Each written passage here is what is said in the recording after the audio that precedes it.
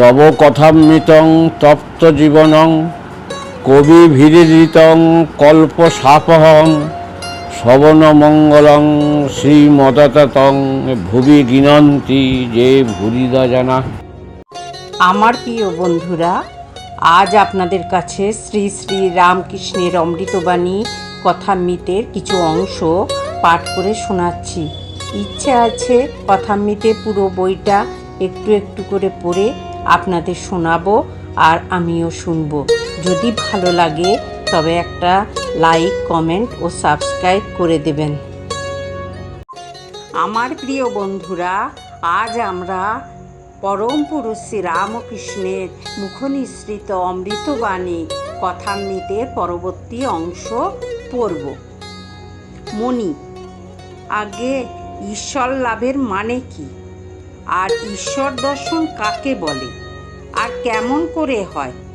ঠাকুর তার উত্তরে বললেন, বৈষ্ণবরা বলে যে ঈশ্বরের পথে যারা যাচ্ছে আর যারা তাকে লাভ করছে তাদের থাক আছে। প্রবর্তক, সাধক, সিদ্ধ আর সিদ্ধের সিদ্ধ। যিনি সবে পথে উঠেছেন তাকে প্রবর্তক বলে। যে সাধন ভজন করছে, পূজা, জপ, ধ্যান, নাম গুণকীর্তন করছে, সে ব্যক্তি সাধক।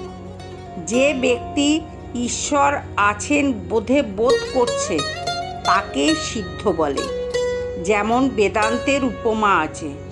অন্ধকার ঘর, বাবু শুয়ে আছে। বাবুকে একজন হাতড়ে হাতড়ে খুঁজছে। একটা কৌচে হাত দিয়ে বলছে এ নয়, জানলায় হাত দিয়ে বলছে এ নয়, দরজায় হাত দিয়ে বলছে এ নয়, নেতি নেতি নেতি। শেষে বাবুর গায়ে হাত পড়েছে। তখন বলছে এই তো বাবু, অর্থাৎ অস্থি বোধ হয়েছে। বাবুকে লাভ হয়েছে, কিন্তু বিশেষ রূপে জানা হয় নাই। আর এক থাক আছে, তাকে বলে সিদ্ধের সিদ্ধ। বাবুর সঙ্গে যদি বিশেষ আলাপ হয় তাহলে আর এরকম অবস্থা। যদি ঈশ্বরের সঙ্গে প্রেম ভক্তির ধারা বিশেষ আলাপ হয়, যে সিদ্ধ সে ঈশ্বরকে পেয়েছে বটে। যিনি সিদ্ধের সিদ্ধ তিনি ঈশ্বরের সঙ্গে বিশেষ রূপে আলাপ করেছেন, কিন্তু তাকে লাভ করতে হলে একটা ভাব আশ্রয় করতে হয়। শান্ত, দাস্য, সখ্য, বাৎসল্য বা মধুর। শান্ত ঋষিদের ছিল, তাদের অন্য কিছু ভোগ করবার বাসনা ছিল না। যেমন স্ত্রী স্বামীতে নিষ্ঠা, সে জানে আমার পতি কন্দর্প। দাস্য যেমন হনুমানের, রামের কাজ করবার সময় সিংহতুল্য। স্ত্রীরও দাস্য ভাব থাকে, স্বামীকে প্রাণপণে সেবা করে।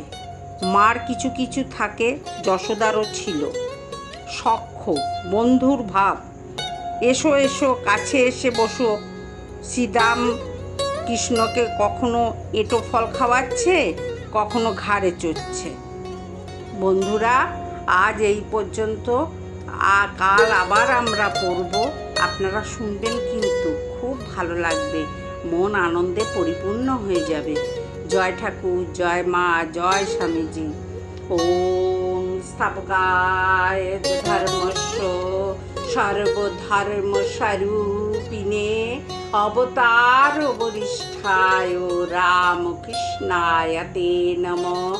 ওম জননী শারদাং দেবী রামকৃষ্ণ জগদ্গুরু পাদপদ্মে তয়োষিতাং প্রণমামি মুহুর্মুহুঃ।